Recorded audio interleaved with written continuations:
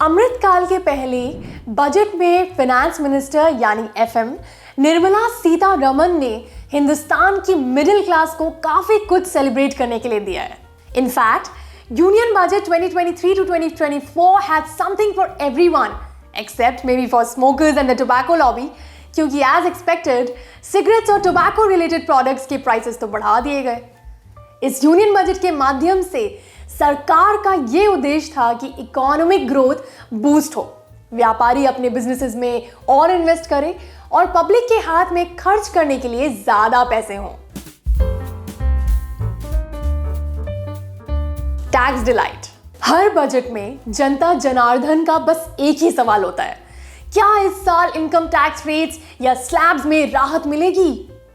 और इस बार एफएम ने पब्लिक की सुन ली, शायद इसलिए भी क्योंकि ये 2024 जनरल इलेक्शन से पहले होने वाली आखिरी फुल बजट है and the middle class has always been a solid vote bank for the BJP.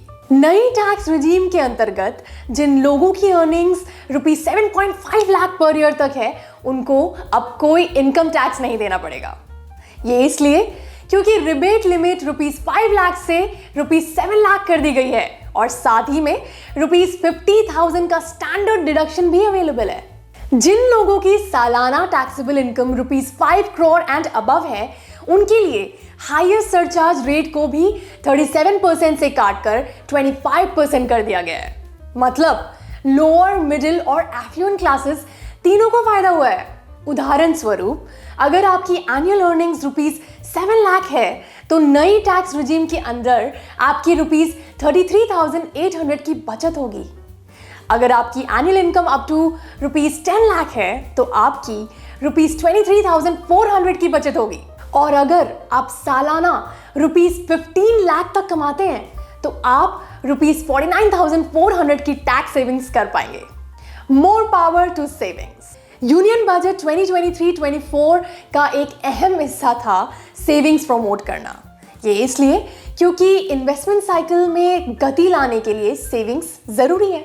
इसको मद्देनजर रखते हुए एफएम ने सीनियर सिटीजन सेविंग स्कीम की डिपॉजिट लिमिट को रुपीज 15 लाख से रुपीज 30 लाख तक बढ़ा दिया। मंथली इनकम स्कीम के डिपॉजिट लिमिट को भी रुपीज 4.5 लाख से रुपीज 9 लाख कर दिया है और एक special women small saving scheme with up to rupees 2 lakh deposit and 7.5 interest भी अनाउंस किया है।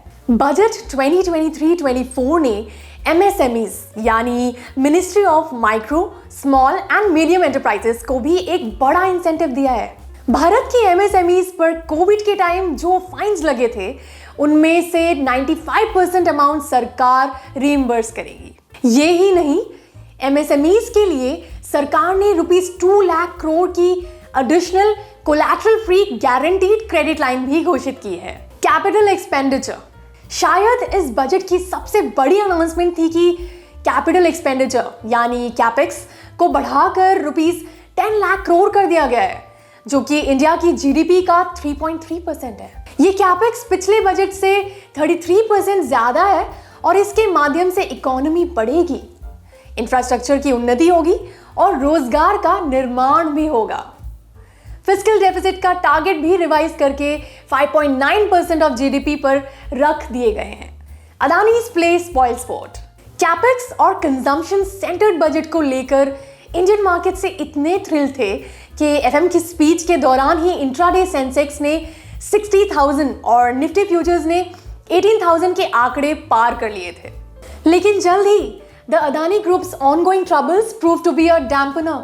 बजट अनाउंसमेंट के बाद क्रेडिट स्विस बैंक ने अदानी ग्रुप के बॉन्ड्स कोलैटरल की जगह एक्सेप्ट करने बंद कर दिए और तेजी से पूरा market including bank Nifty and Adani group stocks गिरने चालू हो गए। हालांकि एफएम निर्मला सीतारमण की स्पीच के बाद मार्केट का मूड अपबीट लग रहा था। क्रेडिट स्विस के डिसीजन ने सारे मार्केट को नीचे खींच लिया है। हाल इतना बुरा था कि जिन लोगों ने अदानी के एफपीओ में सब्सक्राइब किया था, उन्होंने भी अदानी स्टॉक्स को फ्यूचर्स एंड ऑप्शंस यानी एफएनओ मार्केट में शॉर्ट करना चालू कर दिया। अनफॉर्चुनेटली एलआईसी के शेयर प्राइस में भी शार्प करेक्शन देखने को मिला जब सरकार ने बोला कि वो लाइफ इंश्योरेंस पॉलिसीज जिनके प्रीमियम रुपीस 5 लाख से ज्यादा है उनकी इनकम भी टैक्सेबल घोषित कर दी जाए।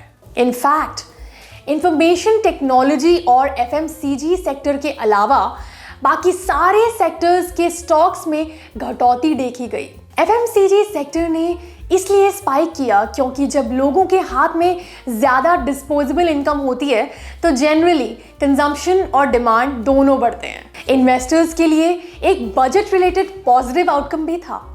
बजट स्पीच से पहले सबको डर था कि लॉन्ग टर्म कैपिटल गेन्स यानी LTCG और सिक्योरिटीज ट्रांजैक्शन टैक्स यानी STT को बढ़ाया जाएगा। Thankfully, the FM left these untouched, much to the relief to many. तो दोस्तों, इसके साथ हम इफेक्टिवली आज का वीडियो रैप करेंगे। हमें उम्मीद है कि आपको यूनियन बजट अनाउंसमेंट के इम्पैक्ट्स के बारे में बेहतर समझ आया होगा।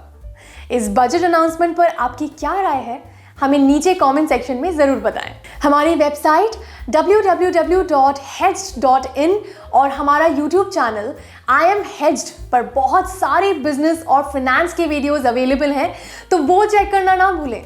अगर आपको ये वीडियो पसंद आया हो तो हमारे चैनल को लाइक एंड सब्सक्राइब करना ना भूलें और हमारे वीडियोस को अपने दोस्तों के साथ शेयर ज़रूर करें। बेल आइकन को प्रेस करना ना भूलें ताकि आपको हमारे सारे नए वीडियोस के नोटिफिकेशन इंस्टेंटली मिलते रहें। मिलते हैं हमारे अगले वीडियो में। Thank you.